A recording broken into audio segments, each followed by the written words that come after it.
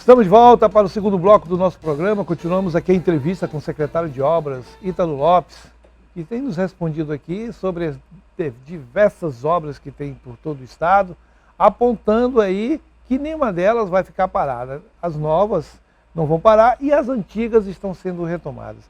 E eu perguntei para o senhor na virada do bloco sobre a questão da geração de emprego.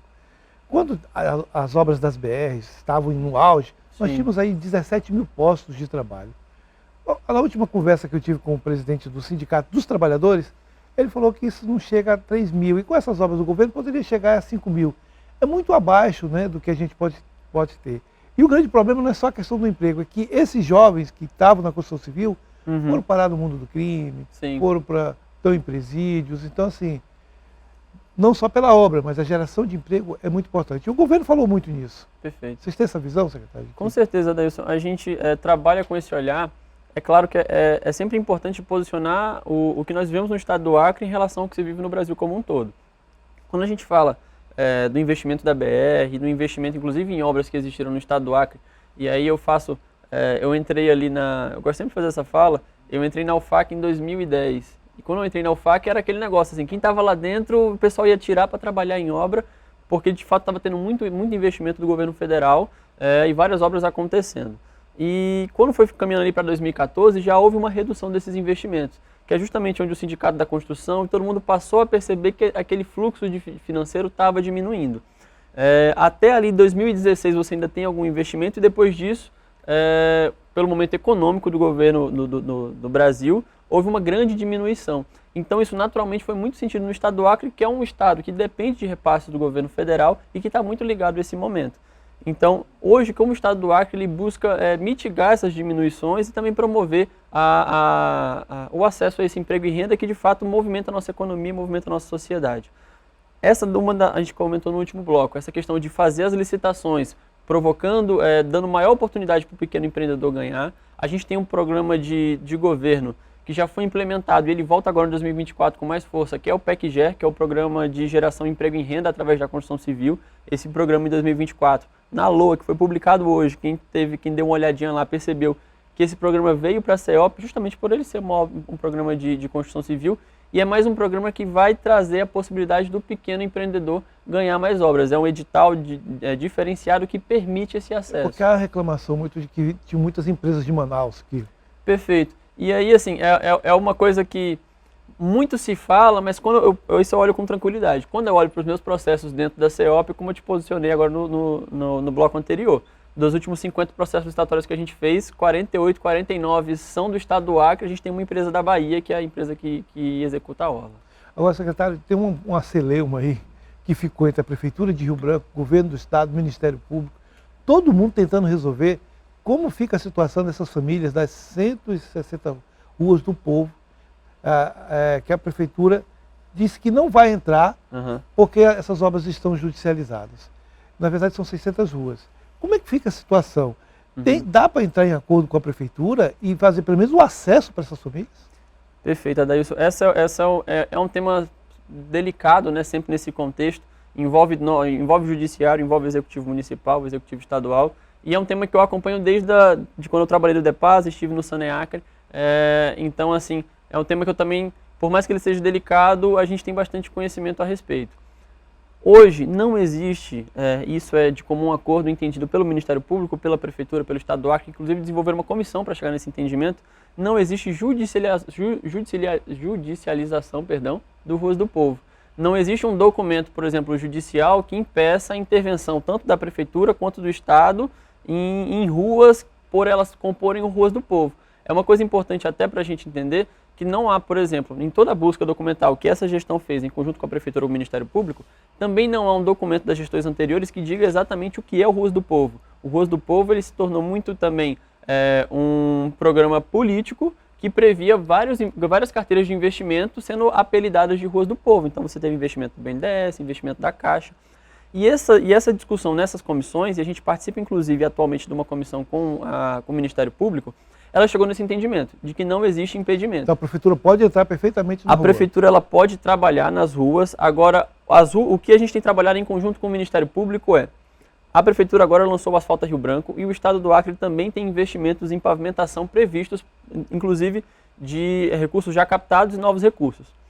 Quando existir a sobreposição de que esse investimento está sendo realizado onde já houve execução de ruas do povo, tanto o Estado quanto a Prefeitura se comprometeram a levantar os elementos necessários para fazer as perícias dessas áreas.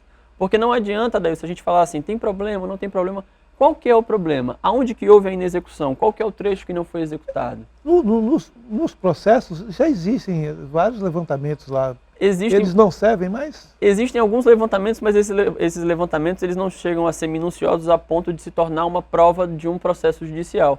Porque eu te falo Até isso... porque também já foi feito há algum tempo, né? Exatamente. Então você pensa o seguinte, vamos imaginar, tentar ser mais didático.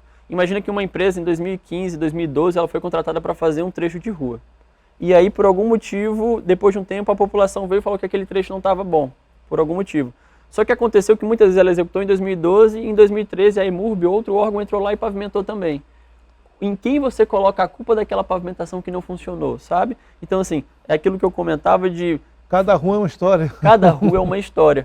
Então, como foram muitos investimentos simultaneamente, houve esse descontrole.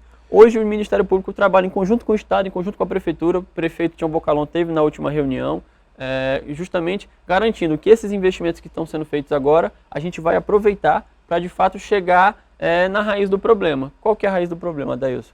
Eu posso até ter dificuldade de identificar, ou melhor, não tanta dificuldade de saber se uma rua foi pavimentada ou não, mas e a tubulação de esgoto que está lá embaixo? Será que ela foi executada ou não? A maior parte das vezes a gente precisa de fato abrir a rua. Então, por exemplo, se a gente quisesse diagnosticar todos os contratos de maneira simultânea, você teria que romper ruas na capital inteira. Então, assim, é uma coisa, inclusive, que vai contra o princípio da economicidade e vai contra a gestão do recurso público. A discussão hoje, ela avançou nesse sentido. Eu acho que é óbvio que a população, eu como cidadão, gostaria que tivesse avançado mais rápido, mas nós também amadurecemos nesse quesito.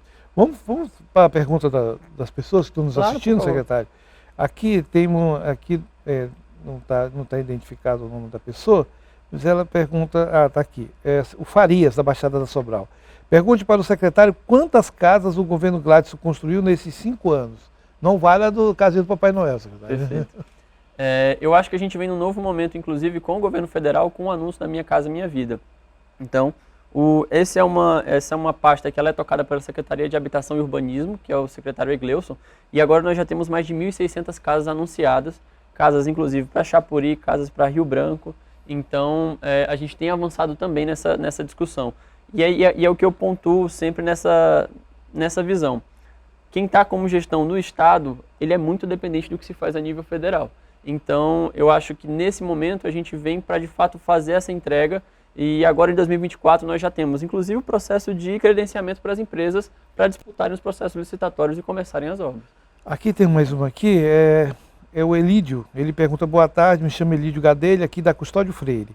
Pergunte ao secretário se dessa vez alguma promessa desse governo de obra vai sair mesmo, porque em 5 anos eu escuto essa mesma história. Até hoje nada, nós carpinteiros precisamos muito disso, porque é o nosso meio de sustento. Acho que ele está falando da questão de geração de emprego, né? Qual o nome? Elídio? Elídio. Elildo Gadelha. Elildo. Eu tentei posicionar a nível federal, mas a gente precisa também olhar para o estado do Acre como um todo. Eu acho que nesse momento, com o complexo da Avenida Ceará, com a Orla do 15, com a nova maternidade, por exemplo, hoje na nova maternidade a gente tem mais de 80 profissionais trabalhando somente naquela obra. O Estado vem para um olhar para obras de infraestrutura mais na capital. Nós avançamos muito, por exemplo, na ponte de Chapuri, na ponte de Sena Madureira, de obras de infraestrutura ao longo do estado do Acre. E eu acho que agora, nesses 4 anos, a gente vai estar de maneira mais efetiva em Rio Branco. Secretário, tem alguma obra da Ptolomeu que está paralisada por causa desse processo? Ou vocês conseguiram... Não. Porque o senhor falou para mim que estavam refazendo alguns projetos para tentar justamente sair dessa situação. Essa é uma questão já superada dentro do governo do estado do Acre. Acho que eu assumi final de maio, né? Em julho ou agosto nós já tínhamos todos os processos recontratados, aqueles que permitiam recontratação. Então hoje não há nenhum impedimento que as obras sigam em função de qualquer decisão judicial. Quanto à questão das emendas dos parlamentares, eles ajudam muito?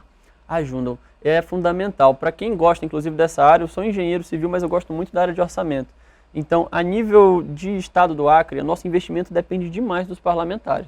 Então, se o parlamentar está pensando A e o governo estadual está pensando B, a gente não vai conseguir levar o benefício para a população. A gente vê as discussões que a gente tem de lei de responsabilidade fiscal, a dificuldade que a gente tem para gerir o nosso orçamento em questão com os custos que nós já temos no estado do Acre. Então, quando os parlamentares estão alinhados conosco, é muito mais fácil. E eu preciso dizer, Adailson, que a gente tem sentido isso. Não sei se por ser uma legislatura toda nova, mas eu acredito sinceramente que não seja por isso. Eu acho que é um processo natural de amadurecimento desses agentes. Todos sentaram com o senhor, por exemplo, para discutir? Olha... Eu não posso garantir que todos, mas a grande maioria sim. E a gente tem buscado uma forma de trabalhar, Adailson, que é a seguinte. Quando o parlamentar ele indica a emenda, é a partir daquele momento que ele indica a emenda, o governo federal noticia o governo estadual e o governo estadual distribui os projetos para as secretarias. O que a gente buscou fazer com os parlamentares e tem conseguido parlamentar, se você tem a intenção de destinar algum recurso, nos avise agora. Porque vamos criar agora aqui um acordo de cavalheiros. Você vai destinar o recurso para lá, então deixa eu trabalhar no projeto logo. Para que a gente não tenha que receber ainda receber a notificação do governo federal e aí sim começar a trabalhar. Porque isso também permitiu, inclusive, dar maior assertividade para os parlamentares. E que sentido, Adailson? Às vezes o parlamentar está com a melhor das intenções de destinar o recurso para um fim específico.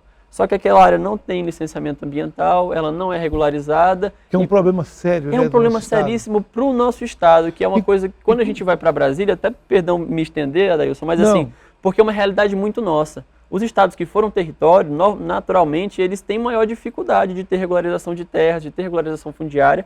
Então, se o parlamentar não está com essa atenção, ele corre o risco de destinar um recurso que não vai ser executado.